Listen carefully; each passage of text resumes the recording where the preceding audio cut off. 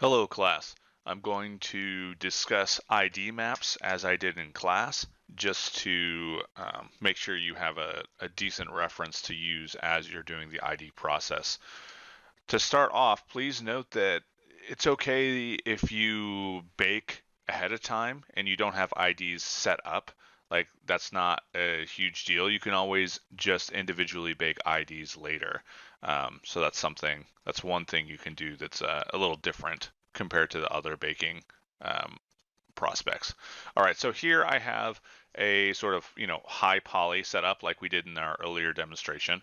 And then I have the low poly that's just, a plane. That way the UVs are all set up and ready to go. So again, the purpose of a high poly or of an ID map is to create individual masks for surface types or material types inside of Substance Painter, right? So there are many ways to do this, but the way we're going to learn first or initially is to just do it on the high poly, right? So what we're going to do is we're going to add materials and color those materials to all the different surface types. So let's say that this base material, like this, the whole block is made out of like painted metal, right? So I could do something like this where I go to face mode, and I select the entire thing, just the back part, right? And then right click and hold, assign new material. I'll choose Lambert, and over here where it says Lambert 2, this is the new one. I will change this up here, say matte, that's for material, underscore P metal, right, for painted metal. And then I'll choose a bright, vivid color. It doesn't matter what color it is. I'll choose this green for now. Um, Next, let's say I want this top portion here to be um, carbon fiber. So maybe I'll take these and select all those faces, and I will right click and hold, assign new material, Lambert matte underscore CF for carbon fiber. And this one, let's go this yellow. Next, I will select this face and hold shift and hit period until I have it all. Right click and hold, assign new material. Lambert, let's say this is going to be matte underscore rusted rusted metal. And the color, let's choose like this orange. And you can kind of, you can kind of go through here. And for example, let's say I want all of these pipes to be rusted metal. I can select the pipes, right click and hold, and instead of assign new material, I can assign existing material. And here I see matte rusted M, right? So I can assign it that material.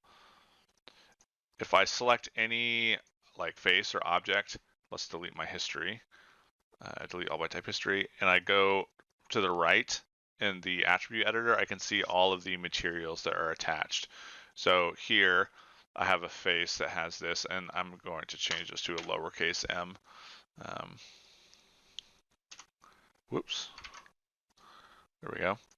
All right, maybe this is like rubber tubing. So I'm going to select a couple. This is its own piece, so I can use the shift period trick to grow the selection, and it won't grow into other parts, right?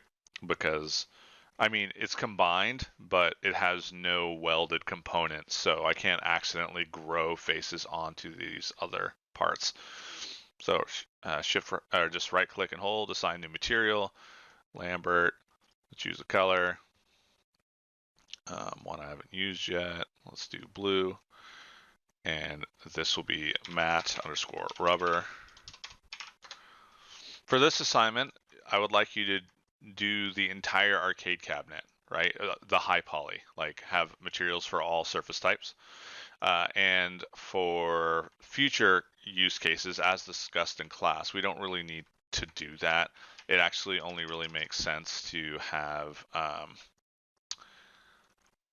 ID maps on portions of the model that aren't represented via topology or UVs or separate parts, right? So in this case, this tube isn't represented on the low poly at all. Neither are these pipes or these, right? So those would all be good candidates for using the ID technique. So I'll right click and hold, assign new material, Lambert, maybe this is like matte underscore brushed metal. Color, go here, that's good. And then maybe I want this indentation here to be a different material. I'll select all the bottom faces, hold shift and hit period, right click and hold, assign new material, Lambert, change the color to like a magenta and matte underscore like dimpled rubber. Okay, cool. All right, now that we've done that, I already have this as a high poly, so I'll go ahead and export these two, and then we'll jump into Substance Painter. Okay, here I am with the low poly, right, imported into Substance. Let's go ahead and bake. So I'll click on this croissant, and then I will I will go over here, 2048, high definition mesh, right? I need to find that, so let's grab that. I think I just named it high. There it is. Open. Cool. Let's turn max frontal distance up and max rear distance up a little bit. ID is checked. That's good. Anti-aliasing 4x, and that's fine. For your arcade cabinet, if you're using the bake by name, like naming convention, underscore low and underscore high, which I'm wanting everyone to do, you would also change this to from always to by mesh name. For here, I'm just choosing always because I didn't set that up. Then I'll hit bake selecting textures. We'll see, it should show, there was the ID map. Ambient occlusion, curvature, position, thickness. Okay. Then I'll go back here. All right, now how do we use the ID map, right? So I've got this baked out. This looks kind of cool. Okay, so we need to set up our surface types, right? Or like folders. So maybe, is there a, yeah, there's a carbon fiber in here. I could make my own, but let's test out this one. So first I'll just drag this over here, carbon fiber, it should fill the entire thing, which it did. And let me just double check because my memory is failing me which part I wanted as carbon fiber. That is the yellow, so this top portion. So what I can do is first, I'm just going to scale this a little bit so it's, you know, a tighter weave. And then I can right click, add black mask. I have this black mask, right? So it covers everything. Then I can right click in here and go down to, oh, it's underneath. Let me see if I can change where this is so you can actually see this. Let me move this up a little. Right click. Oh my gosh, come on.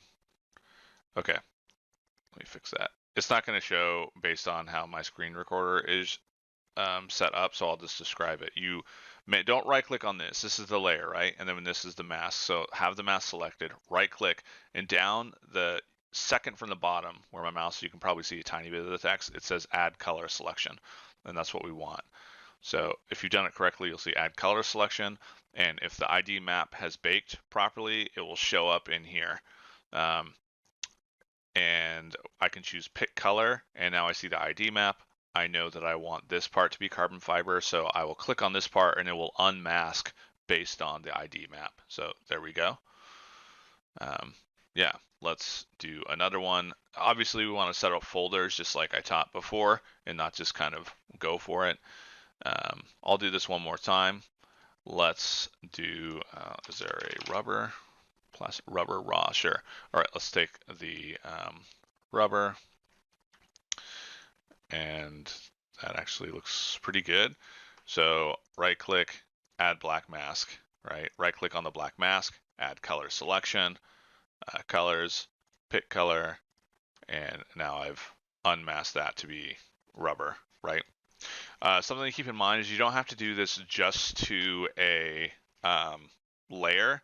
Let's say I have a folder, and this folder contains my rusted metal. Whoops, I must have clicked here for the, let's see. If I do that, I can, oh, that's the same. That's why, that's fine.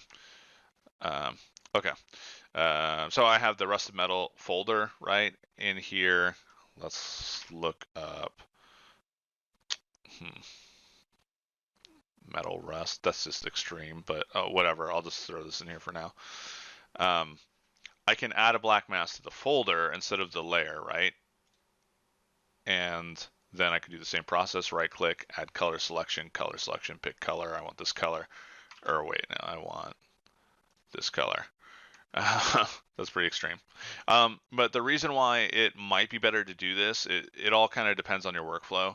Essentially, if I've done it to the folder instead of the layer, then I can continue to manipulate and add additional layers inside of this folder, and all of it is being controlled with the ID selection, like color selection of the folder, right? If I didn't do it this way, then if I wanted to add, let's say I added more layers for like dirt and grime and scratches, right? For each one of those layers, I would have to go through the process of the mask color selection again. So instead of that, it would be better to, do the ID map in the folder instead of each layer. So something to keep in mind. Additionally, something else to keep in mind is you might end up with these sort of pixels, right, in between your ID mask.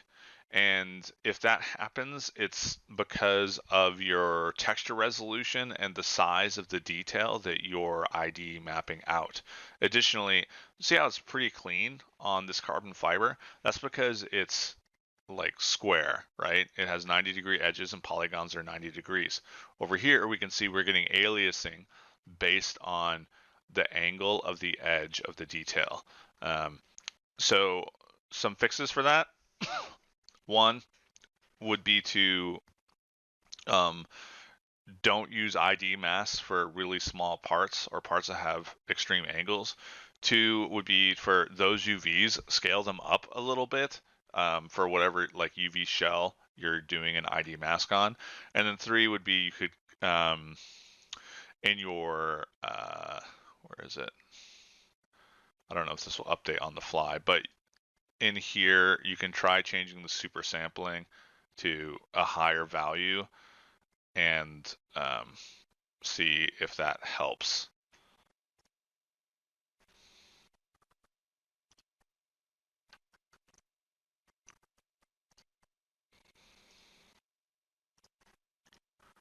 Yeah, so that didn't really help that much. And if all else fails, I could right click on this, and if you really want to get in there, you could add paint in addition to the color selection. And if you have a drawing tablet, it might be easier, but you could start to paint this in by hand a little bit. You got to be careful, right? Because if I'm just loose, I'm going to start painting on other material types, which we don't want, right? So it's going to take a small brush and just patience, turn on some music to kind of fix that. So if I was doing this for the arcade cabinet, I would probably get in here real close, decrease this, and then, yeah, just kind of, yeah, put on some sweet music and just kind of work at it and make sure that I'm not destroying this edge that defines the separation of materials. So something to be aware of. We don't want to have a bunch of white lines. So that looks pretty good, especially from if we were seeing it from a distance like this. That's very sharp, right? It does mean you have to get in here and do some fine work. The player should never be this close to the asset, so it's okay if it's just a little bit over. If they were going to get this close to the asset, then we would need to have a higher texture resolution, right? To better match. So yeah, tiny brush. That's starting to look better. Although one would think, I guess this is rubber, so it works. All right, yeah. So hopefully that answers your question. Again, if you've, let me demonstrate this. Like, let's say you've already started texturing. You're like, oh, I need to start texturing now. I can't wait for Chris to do this ID thing. That's all right. What you can do is still go through the process that we did in Maya, right, with all the materials, and then re-export your high poly. Go back to your bake settings, uncheck everything except for ID, right? And then hit bake. And all it will do is bake the ID map. You'll still have all your other maps and it will still work just fine. All right. Hopefully that helped. Oh, never mind. It's fine. It's good. We're good. Yeah, hopefully that is helpful. I'll see you in class. Reach out if you have questions. Thanks. Bye.